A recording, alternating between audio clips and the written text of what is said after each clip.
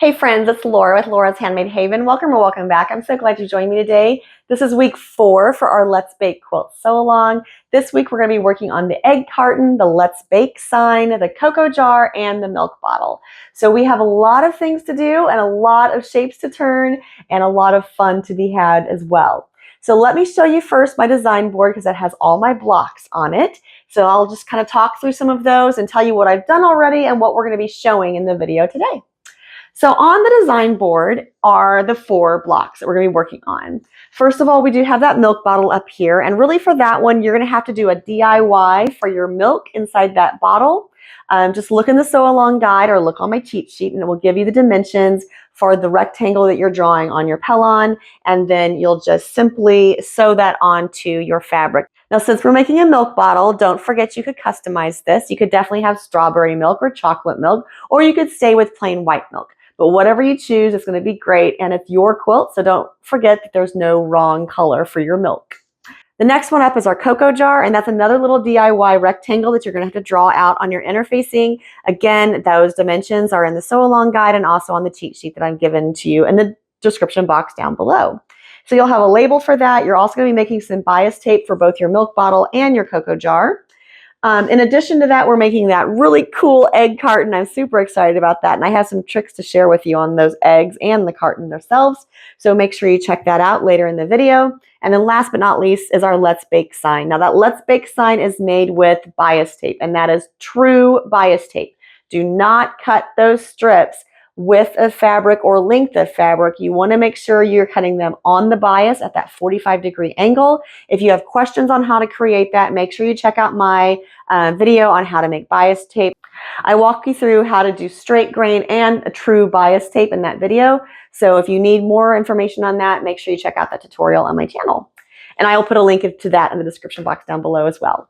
All right, so with all of that in mind, we're going to head on over to the sewing machine. I'll tell you what I've sewn already, and I'll tell you how we're going to sew some of these shapes to save some time. Before we get too far down the road, let's talk about the machine I'm sewing on and just some basic supplies that I have that you may want to add to your craft room, just in case this is your first video with me. So I am using a Juki DX7. Love my Juki. I do have the extension table that came with my Juki, and I'm using the clear foot, which is a kind of a standard foot, but it has this really cool little triangle in the middle that helps me line things up and stay right on those lines for my Sew Simple shapes. It also really helps with applique. So that's usually what I use unless I'm doing true piecing, and then I'll switch to my 1/4-inch foot. I'm using a Schmetz Microtech needle, and I'm also using Cerakote 100% silk finish cotton thread, and that is for both my top and bobbin threads.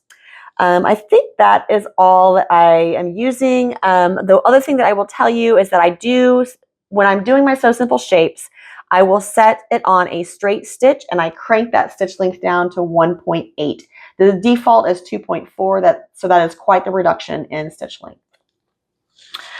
All right, so the first thing we're going to work on are our eggs. Now our eggs, we do not need this full oval, so why stitch the whole oval? I have stitched most of it, but I've done a back stitch at the beginning and end of each one, sewn around and stopped on each one of these 3 eggs. I'm going to do the same thing for these 3 just to kind of give you an idea of what I'm doing, how I line it up, and all that kind of good stuff. I have those kind of hanging off of my fabric because I'm not going to stitch up there. I'm going to start stitching somewhere down in here, and I'm going to start with a back stitch, and then once again I'm going to end with a back stitch too. Now if you're wondering why I'm doing that, look at the block on the graphic or in the sew along guide or on her blog post, and you will see that you do not see the entire oval for that egg. You only see a portion of it.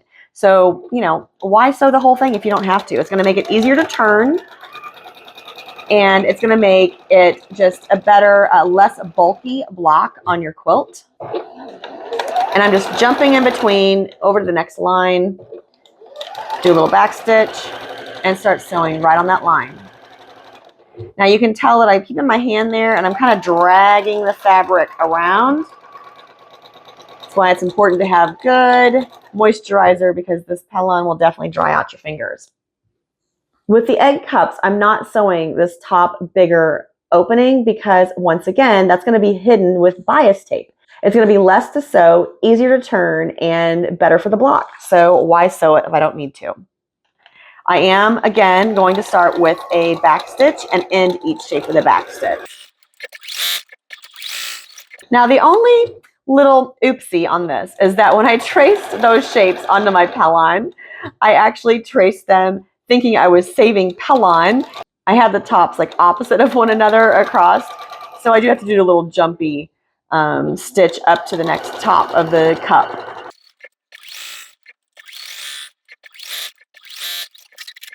All right, so that's all of the shapes that I need for my egg carton. I actually already have my milk bottle sewn, and I do have the shapes for the cocoa jar sewn as well. At this point, I'm able to cut out all of my shapes and then just trim them all down and flip them all out. So let's get started with the eggs. If you've watched my other videos on trimming Sew Simple shapes, then you're going to get used to me saying this, to make sure you trim somewhere between 1/4 and 1/8 of an inch away from your stitch line. Do not cut through your stitch line, because that's what's going to give you that nice finished edge for your applique shapes. So you want to make sure that you don't cut through that stitch line. Now remember, I didn't sew the entire oval. So when I'm getting down to the point where I backstitched, I am just cutting those off across.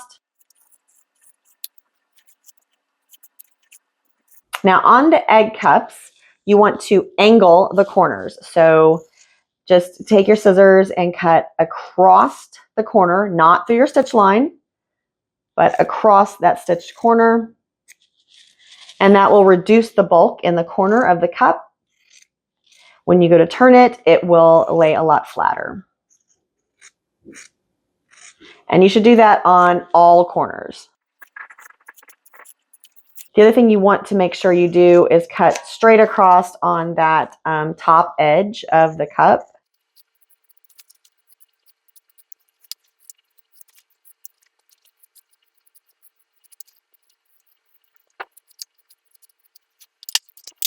All right, so for turning our shapes, here are the 3 items that I typically use, and that is a 2-point turner, which is a clover item, my Fiskars Microtech scissors, and then I also have a double-ended stiletto and seam ripper that I sometimes use.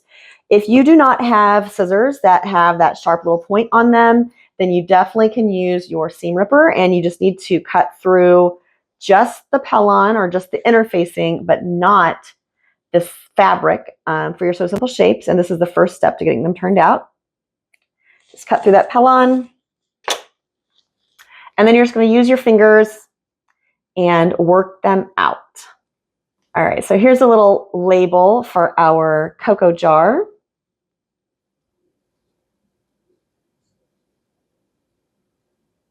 And then you'll use your 2-point turner. I'm pushing against the fabric, not the interfacing, and just shaping out that little oval. And fabric does have a little give to it, so you can definitely, hide any little oopses, little bumpies along your seam line. So here's our oval. And now I'm just going to turn out the rectangles for the cocoa and the milk.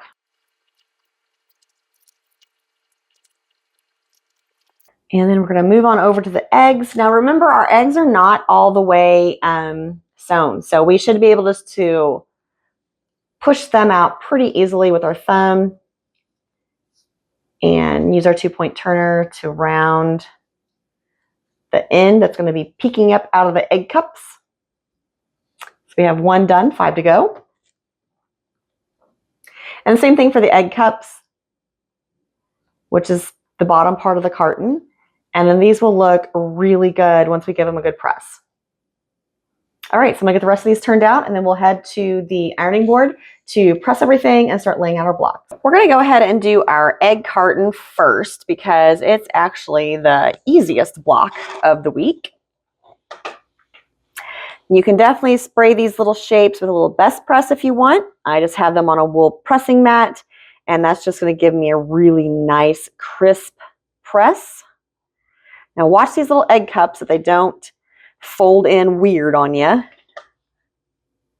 Just with that top edge being open, you just want to make sure that they are spread out in that little egg cuppy shape. All right, so we did have to make some bias tape for the egg carton. Just gonna press my background fabric real nice and flat. Couple things that I'm going to do to help me get my block laid out proportionately is I am going to fold my background fabric in half, long ways, just like this. Give it a press. And that's going to be the center of my block. So I can go ahead. I have 6 eggs. So I'm going to go ahead and just kind of put my cups on here, side by side, and see where this gets me, to see if I need to space them a little bit more or a little bit less, if they need to overlap any. I think that they're probably pretty close on that. But remember, we also have that bias tape that's going to be hanging over the outside edge. Yeah, so if you put them right there close to one another, then they are perfectly spaced across your block, and they will give us enough room for a little bit of a bias tape overhang on each end and keep within that 1/2 inch perimeter that we like to have on our blocks. Now this block finishes at 12 by 4. Our unfinished size is 12.5 by 4.5. Because of my space and the way it is, I'm going to turn this way. And I'm going to line my 12.5 inch ruler up on the bottom of this fabric, moving the fabric a little bit more. I want the bottom of my egg carton like nice and flat. That way the bottoms of these cups will all be at the same point. You don't want to line up the tops because you may not have cut those off evenly. So you want to line up the bottom, and then we're gluing close to the bottom, and I'll show you why just here in a second. And I am squishing those, making sure they're right up against that ruler when I'm gluing. I'm going to use the top edge of my fabric up here to see where that is. Now the sew along guide said I should have a 3/4 of an inch above and below. So at 4.5 is an inch up there on the top of my fabric. So I'm going to move this ruler, and I'm going to get my little eggs free. And now obviously 1 egg goes in each cup. Now you could be cute and you could put 1 egg, you know how 1 egg's always a little off in the carton. You could do that. Your quilt, you can be creative with your eggs if you want to. I'm just going to check to make sure that this will all line up good, and it will.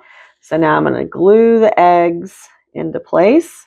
Since our block is 12.5 inch long, you do need about 12.5 inches of bias tape. And the reason you still need that much is because you're going to turn under both ends. So I'm just going to glue the one end. I'm going to lay it on here first just to get an idea. And I want it to overhang just a little bit right there on this end, and both ends, really. And then I almost cut that too short, guys, but it'll work. I'm going to glue the bias tape to the egg, so the top part, not the bottom. I am going to make sure that it's even along there just by moving that down a little bit. And I'm not gluing onto the cup, and that's because when I'm appliquing, I will be able to lift up the bottom portion of my bias tape and get all the way up to the top of my cup. So now that is glued into place, and our egg carton block is ready to just sit to the side and dry while we tackle the next one. The next block we're going to do is the milk bottle block. And let me tell you a little bit about this one. So we do have our one DIY Sew Simple shape rectangle that we made for our milk. And you do have a little bit of red bias tape for the top of the bottle, but the bottle itself is all embroidery. So we do have a light pad right here next to us because we're going to need that. And the other thing that I have done is I have cut a piece of the tearaway stabilizer I mentioned this in the last week's video with the egg beater because I'm doing a machine embroidery instead of hand embroidery. So you need a stabilizer behind it in order to make sure that you don't get wrinkly fabric when you're machine embroidering. So we are going to lay our sheet underneath. And actually, I'm going to turn it this way. And we're just going to kind of center this on our piece of fabric. And we'll put our milk inside here. And actually, before we do that, let's do this. We're going to put this on here, and we're going to grab our Sew Line 3-color pencil. And it's up to you, whatever chalk you want to use. I'm going to use the pink one on this, and I'm just going to trace the milk lines where it says milk, and we will machine embroider this as well. All right, because when I went to try to put this through all of the layers, it was a little difficult to read. All right, so we're going to go ahead. We do want to make sure we double check our measurements, that we have enough fabric around from top and bottom. Our milk bottle should be 3.5 by 8.5. All right. And we're going to go ahead and glue our milk in place. And we're also going to just take our pin and pin our fabric onto the paper just so it doesn't move, because this is where we want it. And then we're also going to go ahead and put our red bias tape on the top of the bottle. Now, I think it shows this as angled, and if you want to angle it, you can. I'm not going to. I'm just going to have a straight lid. Little modification, nothing too crazy on you there. And I'm going to go ahead and just put a couple dots up here. Now I just glued kind of in the middle of the bias tape so I can lift up the bottom edge of it when I'm doing the machine stitching. And then I'm just going to take my Sew Line chalk pencil and draw the line. And I am using pink, but you could use the black, the regular pencil if you wanted. Don't have to use pink. Depends on your background fabric, right? It's whatever works best with your background fabric, what you can see the best. When I actually go to stitch this on the machine, I will put this tearaway behind it just to keep this fabric stabilized so it will not pucker when I do all of that long machine stitching down and around that bottle. All right, so basically the same concept for the cocoa jar, except that we're going to put the, except that we're going to draw cocoa onto the label before we put it onto the cocoa. And actually, for this one, since it's so small, and that's a lot of, I'm not doing all of that. So I am going to just write cocoa on this little label. And then I'm going to glue that onto the cocoa. Now this is a 4.5-inch square for the finished or the unfinished block size. So I'm basically just kind of centering it. And I'm going to put a couple dots of glue at the top. With this background fabric, it's a little difficult to see the lines underneath. So I apologize. I'm sure it's even worse on the video.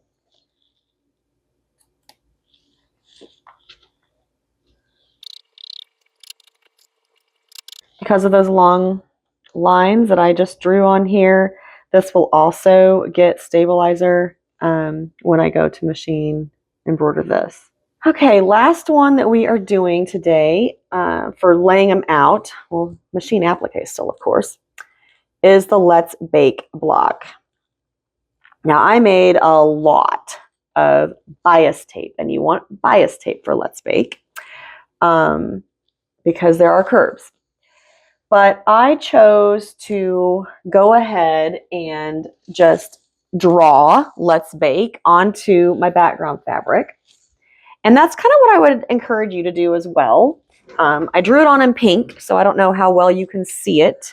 But what we're going to do is we're just going to go one letter at a time, and we will make our little curves, and I'll show you some tricks on how to just get all of that done. So, but we're going to start with bake because bake is easier. So we're going to start with the E because it's the easiest. You do want to have finished ends. So I am gluing them back on themselves.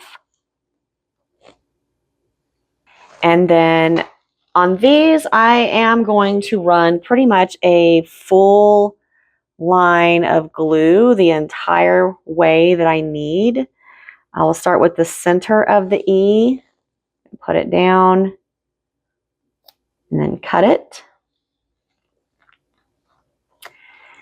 And glue this end again.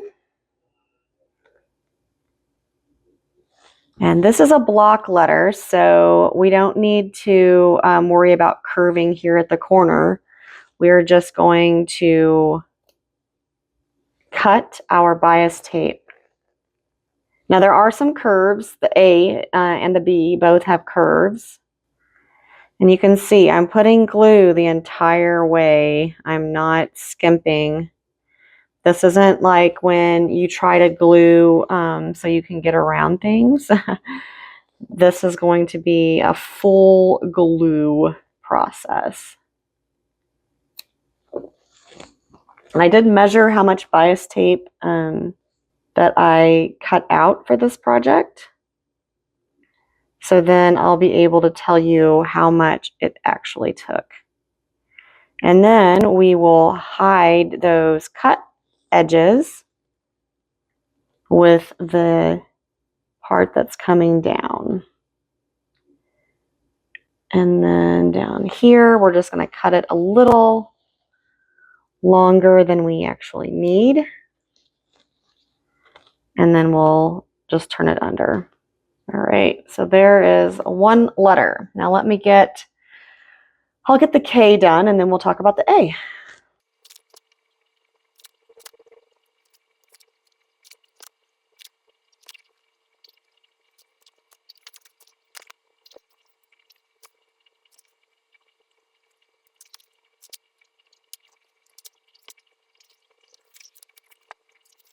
All right, for the A and any curves that you're doing, what you're going to do is you have real bias tape. So you can take it and you can take your hot iron and you can make a curve in it. And that's exactly what I'm going to do. I'm just going to start with this piece that is kind of straight, and I'm going to make a curve. I'm just pulling it back, and it may take a couple little pads to make it curved as much as you want it to or you need it to.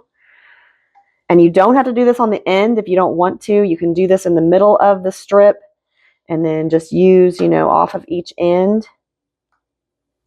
You're going to need a curve for the A, and you're going to need 2 curves for the B. Now this one may not look like it's enough. Oh, and actually I don't know if it's long enough on the one side. It's not. All right, let's try this again. Curve too soon. All right, so that should work. And again, what you're going to do is just take the end and snip it off straight and glue it back to itself. Now, since this fabric, we just pressed that curve into it, it's going to be much more agreeable to go over this curve of the A. We're just going to start it over here. And you'll see it is so more agreeable. If you can do this while it's still a little warm, it's even better. Another thing you can do if you're having problems with getting it to relax and go into that shape, at this point you can put a piece of like a Teflon mat or a pressing cloth I just use a Teflon mat over it and press onto it, and then it will keep the glue off your iron and get that into that shape. So here's our A. Okay, and now we do still need 2 more curves for our B, so let's get those pressed into shape.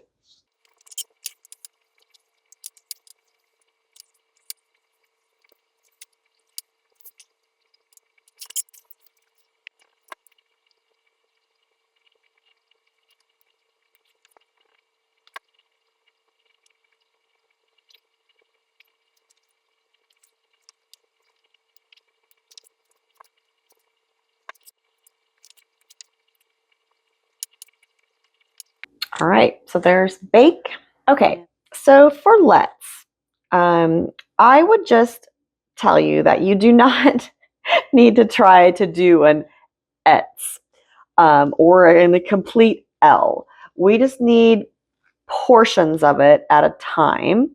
Now, if you could get a complete L, that would be amazing. But if you can't, don't feel like you have to.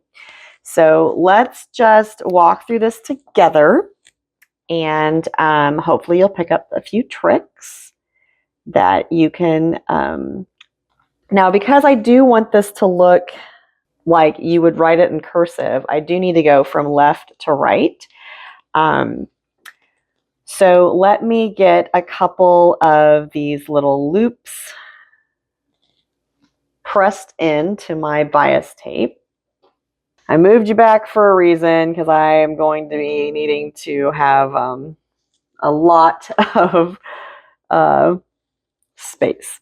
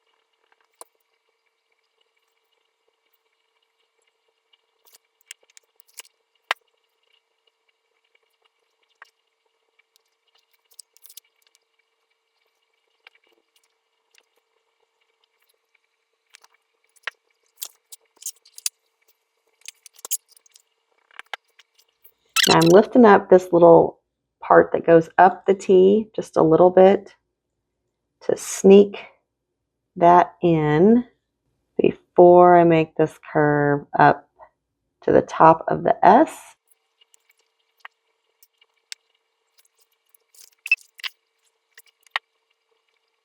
Now this part here, I'm just going to go from the top of the S down to this last little swoopy. You can definitely press a little bit of a curve into this last section if you feel like you need to. I think I'll be able to stretch it and make it work. And again, I'm going to make that little tail a little longer than the pattern says, just because I put long tails on my S's. Just a little customization. Now, if you did not want to do this with the bias tape, which I can't really say that I blame you too much, because this is not, if you're new to applique, this is not easy. And mine is not perfect, but it's going to be good enough, especially once it's sewn down, it'll be great. You could definitely machine embroider this in there, just use a really wide satin stitch and it would be just as cute.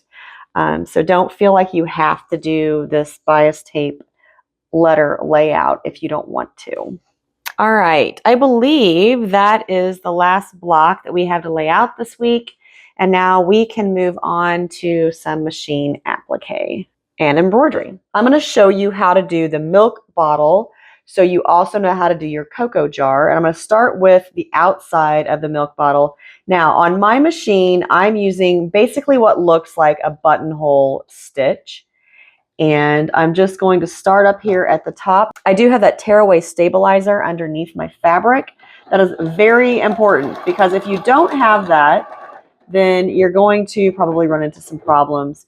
Your fabric's probably going to be bunching on you. So just know that. Now when I come to the curve, depending on which way I'm curving is going to depend on which side of the needle I'm going to stop it on. If I'm curving like this way here to go down the side, my needle's on this side of the stitch, because that way when I make that curve, it'll be really nice and smooth. Now I'm trying to stay off of this, and I can just pull it back a little bit.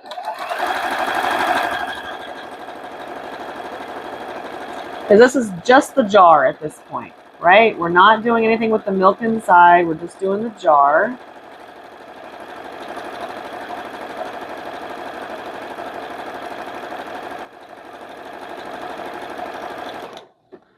Now when I go to curve here, I'm going to stop on the outside. That way when I turn, it will bunch it up or, you know, overlap on the inside corner, and then you don't have any breaks on that outside edge. And again, just going to flip that back.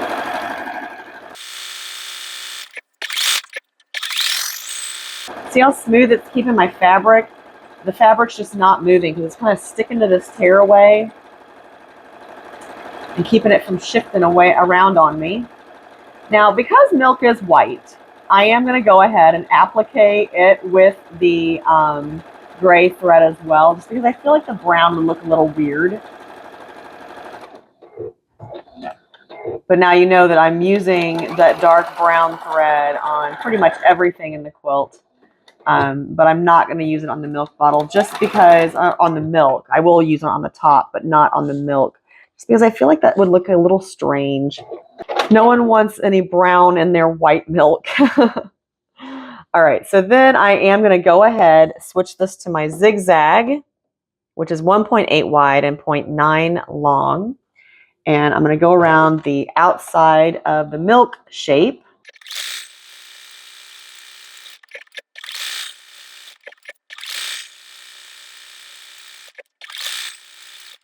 And then the last thing we're going to do is we're going to do the milk embroidery.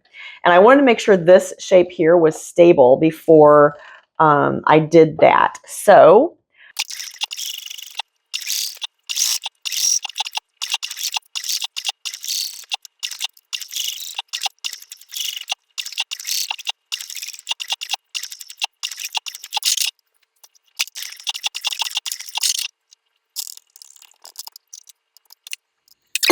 all right, for the milk label, I ended up just using a really tiny straight stitch because that's kind of how I want it to look on mine. If there's a different stitch that you want to use to make it a little denser, you can. Just check out your decorative stitches and decide what you want. Another thing you could do if you have an embroidery machine, you could definitely just program it in to have it go across there. You could definitely hand stitch that as well. It's not that much, so it wouldn't take you too long. But like I said, I decided that I just wanted to do a little straight stitch right across there, and I think that looks really good. You can see it from a distance. All right, so I do need to do the top of this, but I won't be doing that until I put the dark brown back on my machine. The other thing I need to do is the jar on the cocoa with this silver or gray thread before I change to my dark brown.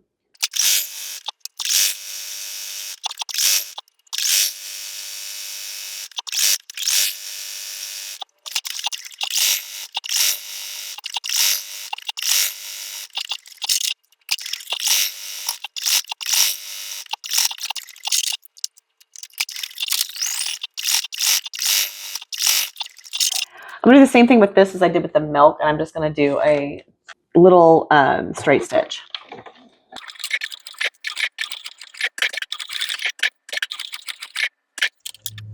Okay, for the eggs, what we're going to do is we are going to do all the little egg cups, and we're going to do all the little eggs, and then we'll do the bias tape last. So we're going to start back right here on this little egg, underneath the bias tape, and just go up and around.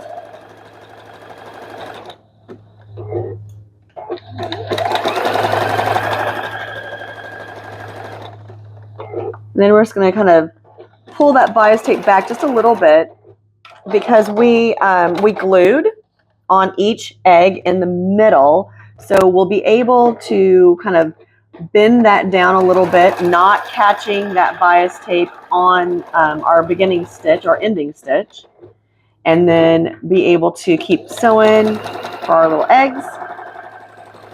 Let me get those done. Now, if you wanted, you could wait and put your bias tape on after you get your eggs and your cups sewn. And honestly, that would be a great idea. Then you could just keep sewing on and on and on, and do them probably all in one row without cutting it. And then put your bias tape over and applique it down. I apologize if you hear a lawnmower in the background. A neighbor is getting their lawn cut. It is super hot here in Missouri this week, so I can't believe they're out there.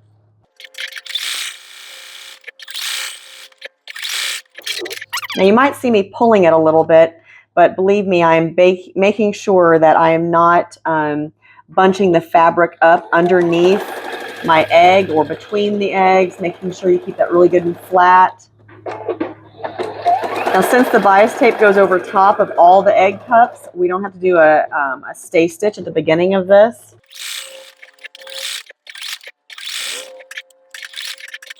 And did you catch that? I just jumped over to the next cup.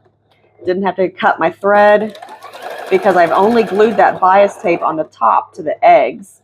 Now, like I said, if you wanted, you could definitely just not put your bias tape on until after you got the eggs and the egg cups sewn down, and then you wouldn't have to, you could probably, yeah, you could definitely sew the whole thing without having to cut your thread.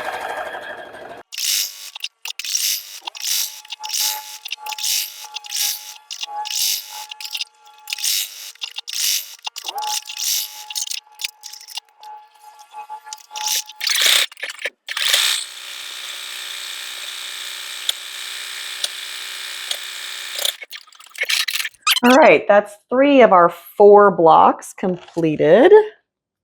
Yeah, that Let's Bake block left.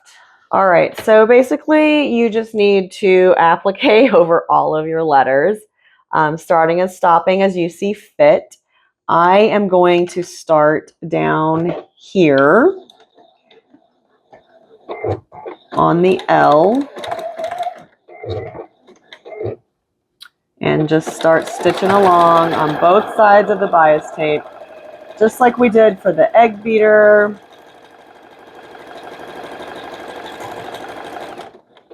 Yeah, what else? Oh, and the mixer, the cord on the mixer. Just go as slow as you need to make sure you get all those curves.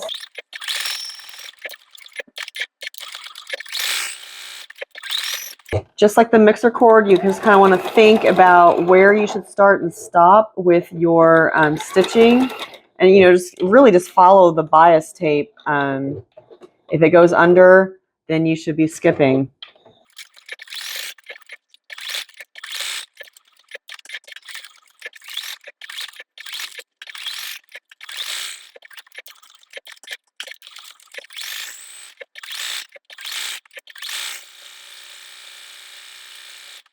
All right, I'm going to continue working on the Let's Bake sign and getting all of it appliqued down. Then we'll trim up our blocks and have our reveal.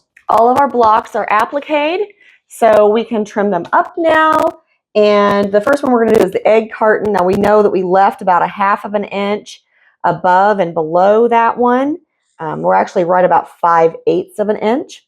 And then 1/2 of an inch, a little more than that, maybe 5/8 at both ends of that one as well. So we're just going to line those points up, trim 3 of our sides, whoopsies.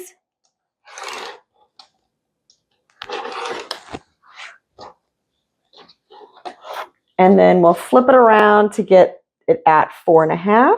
And we're just going to measure from the bottom of our egg cups and then also use the top line that we cut off to measure down to 4.5 inches and just get everything lined up and squared up correctly. The next one that we're going to do is a cocoa jar. It's a 4.5-inch square, so this one is pretty easy peasy. Just use a 4.5-inch square and center it on the block and trim it up. Then we're going to do the milk bottle, and this one is 4.5 by 8.5. So this one, I used my 8.5-inch square and squared it up. Let's bake. Okay, so I made a mistake on the Let's Bake block. This was supposed to be 16.5 inches long, and mine is not. So I have to do a little bit of extra work here to get it to the size that will work in the row in the quilt. So I'll start by trimming it to the 4.5 inches high, and then I'm just going to square up the ends and measure the length to see what I have, and then we'll adjust the other blocks in the row to make it work. On the design wall, you'll see that I do have those blocks completed. I'm sorry for cutting that trimming section to an abrupt end, but I had a huge problem. My Let's Bake block is supposed to be 16.5 inches long, but mine was only 12.5, and there was no way for me to fix that. So I chose to add in another flower in this row. So you'll see that I have 2 flowers in the row for this section that attaches to the top section. And I switched up the order a little bit. So those are some unintentional modifications to my quilt design that I've done. So that's what I've done. I've trimmed up all my blocks. The ones we've done this week are the egg block, the cocoa, the Let's Bake, and the milk bottle. So if you have those done, you will be able to put this row together. Yours is going to hopefully look a little different than mine because you will have eggs, flour, cocoa, Let's Bake. And then that will be your entire row that will attach to your first section, and you'll have this first larger section of your quilt top center together. So that's where we're at this week. I hope that you made it through that bias tape for the Let's Bake block. That was definitely a tricky one. If you are a newer appliquer or newer quilter, give yourself some patience and slack on that one because it is not an easy block. It is not easy to get those curves in there. Mine are not perfect, and it is not perfectly flat, and I'm fine with it. It'll be great. It'll look great when it's quilted. It just looks like a homemade quilt, so don't sweat it too much. And I gave you some tips on that. If you don't like that look, there are some other options that you could go with instead. So double check the background size for your Let's Bake block. Make sure that is 16.5 inches. So you should cut your fabric at around 18. And I do have that in the organizational cheat sheet. I just didn't do it. So that's one issue. But if you do cut it short, or if you like this design, basically you're going to sew another 4.5-inch flower. You'll have to make one more if you haven't, and sew that to this, and then make sure that entire section is 16.5 inches wide. And then you'll be able to sew the other ones onto your row and sew that to your first section on the quilt. So, hey, this is real life. I'm doing this quilt for the first time, and we are working through this project together. But I hope you did pick up some tips and tricks along the way. If nothing else, your tip this week is to make sure you double check your background sizes, and make sure you especially have them checked before you do all of the applique on the Let's Bake block. So until next time, find joy in all you do. Carve out some time for crafting and creating, and remember, it's always better when you make stuff up.